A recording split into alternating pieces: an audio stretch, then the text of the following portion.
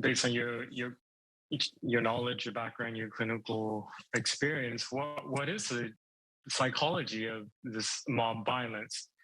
When I see it, it it like I don't even recognize some of these. They seem animalistic, is what I mean. No, they're worse than animals. They're worse than animals because animals, they just kill to eat, you know. Human beings, they have a twist in them that makes them far worse than animals when they really get going. Well, I think you really want to know what I think? I think it's revenge against God for the crime of being. That's really what I think. It's Cain and Abel. It's like, oh, Abel's your guy, eh? God, how about if I take him out in the field and beat him to death? How do you feel about that? All my sacrifices went unrewarded. Yeah, it's like, yeah, that's what it is at the bottom of the hell of things. If you go to his YouTube channel, it's so all unhinged, weird stuff. He wrote a song that he sings on.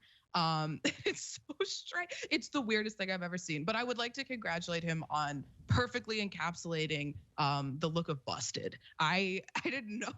He just looks terrible. He's down horrendous.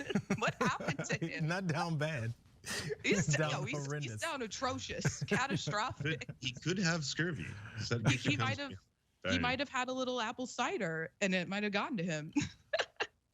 I love this clip so much because of Andy No's face, because that was too much even for Andy. There's like that moment where he's like, you know, the dragon of chaos, and then Antifa is basically mother the dragon, all that. And then all of a sudden he's like, he's staring right at the camera and he's like, he's got a really confused look when he's like, this is biblical. This is God's revenge. This is Cain and Abel. I was like, whoa, I never thought about that. Because even Andy No, of all people, he wrote a book on like lies about Antifa. It's like, it's the most ridiculous piece of work. So the fact that he was like, well, this is a little much, Jordan. I think you're reaching.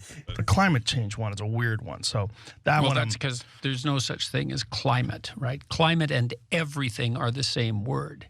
And that's what bothers me about the climate change types. It's like, this is something that bothers me about it technically. It's like, well, climate is about everything.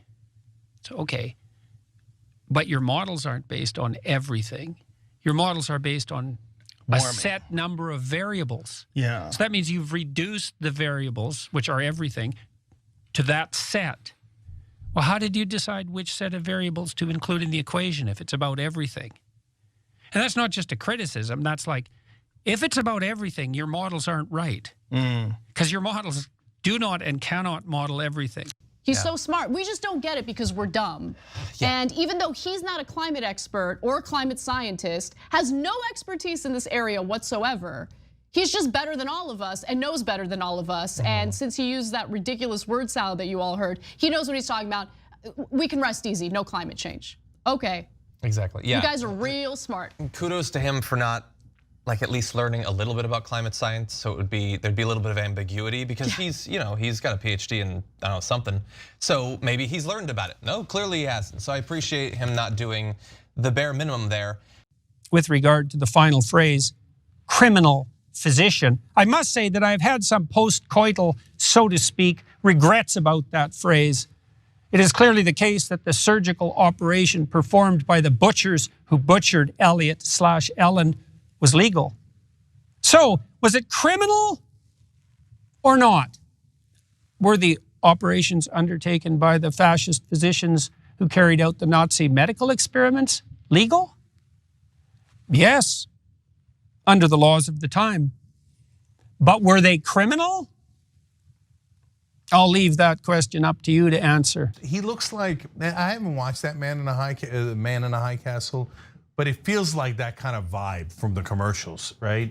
Like, he looks like an evil guy, and he sounds so weird.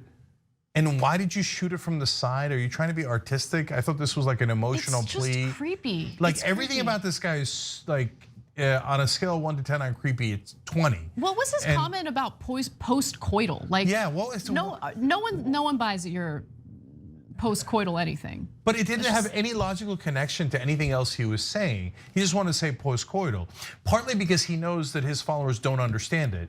So they'll be like, ooh, he's an intellectual. Every time I see Jordan Peterson, I laugh. Every time I hear him speak, because they think he's an intellectual. That just endlessly amuses me.